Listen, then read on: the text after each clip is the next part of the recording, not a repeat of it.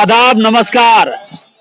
हम पटना के हज भवन के पास हैं और हमारे साथ कांग्रेस नेता इमरान खान हैं। इन्होंने कहा कि इलेक्टोरल बॉन्ड की जो चंदा आई थी इसे भारतीय जनता पार्टी ने छुपाया है। एसबीआई इसमें पूरी तरह से सहयोग किए हैं। चीफ जस्टिस ऑफ इंडिया ने इस पे हस्तक्षेप किया, उच्चतम न्यायालय ने इस पे हस्तक्षेप किया। उसके बाद एसबीआई ने डाटा को डिक्लेयर किया और पता चला कि 60 अरब का चंदा आया है। आखिर जब चंदा आया है पूरी ईमानदारी से तो इसे छुपाने की क्या आवश्यकता थी।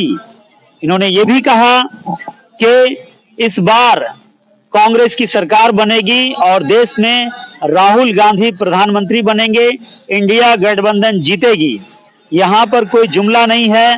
कई बार प्रधानमंत्री ने जुमले की बात कही, 15 लाख की बात कही, ऐसी बहुत सारी बातें हमसे कांग्रेस नेता इमरान खान ने कहा है। आइए सुनते हैं क्या कह रहे हैं इमरान खान। पहले तो सारे देशवासी और बिहार वासियों को होली का बहुत बहुत शुभकामनाएं। और इस इलेक्ट्रो बॉन्ड के बारे में तो मैं बस इतना ही कहना चाहता हूं कि अगर ये उच्चतम न्यायालय के चंद्रचूड़ साहब का अगर ये नज़र इस पर ना पड़ती और ये अगर उन्होंने इस तरह का अगर ये ना होता तो बहुत बड़ा ये अब तक का मतलब इसका कहते हैं कि हिंदुस्तान का सब इतिहास का सबसे बड़ा घोटाला है ये। और हमको जैसा लगता है कांग्रेस का जिस तरह से इन्होंने अकाउंट सील किया उसी तरह अब तक भाजपा का क्यों नहीं सील किया, सबसे बड़ा क्वेश्चन यही है। और एक तरह से ये चंदा का पैसा को आप शो कर दो ना कि चंदा का पैसा है।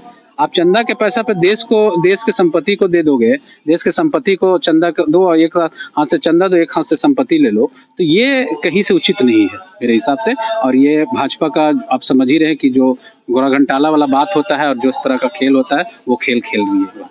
एसबीआई इस मामले को उजागर नहीं कर रही थी। देखिए एसबीआई को जिस तरह से कोर्ट ने घेरे में लिया है उसके वजह से जितना जल्दी से जल्दी उन्होंने ये काम किया है और उस पर से कोर्ट का ये बहुत बड़ा ये था जी। क्या कहेंगे माननीय उच्चतम न्यायालय को आप?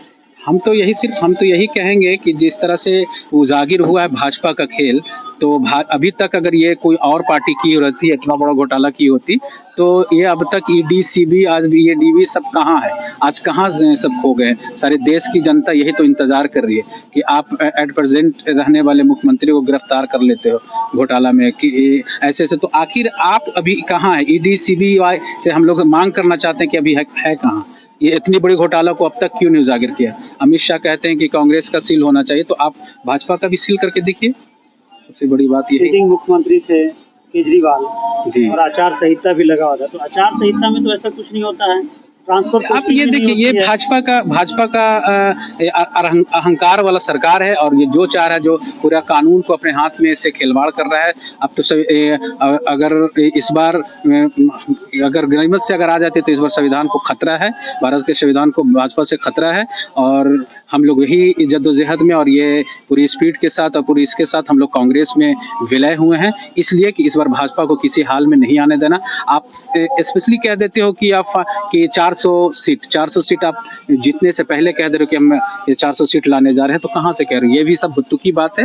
जिस तरह से इनका जुमला वाला बात होता है ये जुमलाबाजी है और हम तो चाहेंगे कि इस बार 2024 में इनको करारी शिकस्त। क्या चाहते हैं इस बार जो चुनाव है वो ईवीएम से हो या हम ईवीएम से हट के चुनाव हो। ईवीएम से चुनाव ना करके देख ले भाजपा सरकार। ईवीएम से नहीं होना, ईवीएम से विदाउट हम लोग तो इसके खिलाफ है कि ईवीएम से एक बार ईवीएम से हटा के देख लो और बैलेट पेपर पर करके देख लो। आप बैलेट पेपर बैलेट पेपर पर करके आप देख लो, उसके बाद समझ में आ जाएगा कौन कितना पानी में है। क्या कहेंगे पप्पू यादव इस बार क्या कर? पप्पू यादव का पूर्णिया से तैयारी है और उन्होंने साफ तो कह दिया है कि मैं पूर्णिया से चुनाव लड़ने वाला हूँ और चुनाव लड़ेंगे। इंशाल्लाह आगे उनकी शानदार जीत होगी।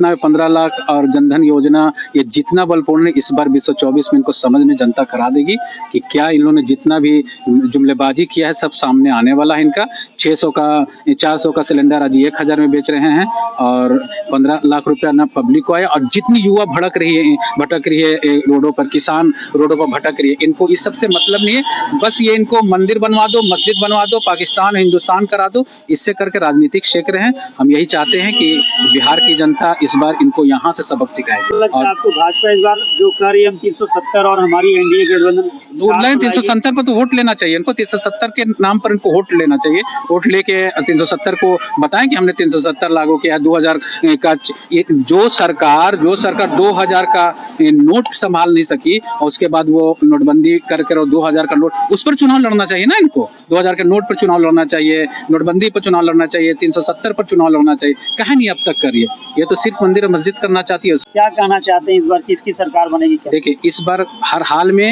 इस बार भाजपा हारने जा रही है और इस बार राहुल गांधी के इसमें और ये चुनाव कांग्रेस जीतने जा रही है। वरुण गांधी लगातार जीतते आ रहे हैं, उनको टिकट इस बार नहीं मिला।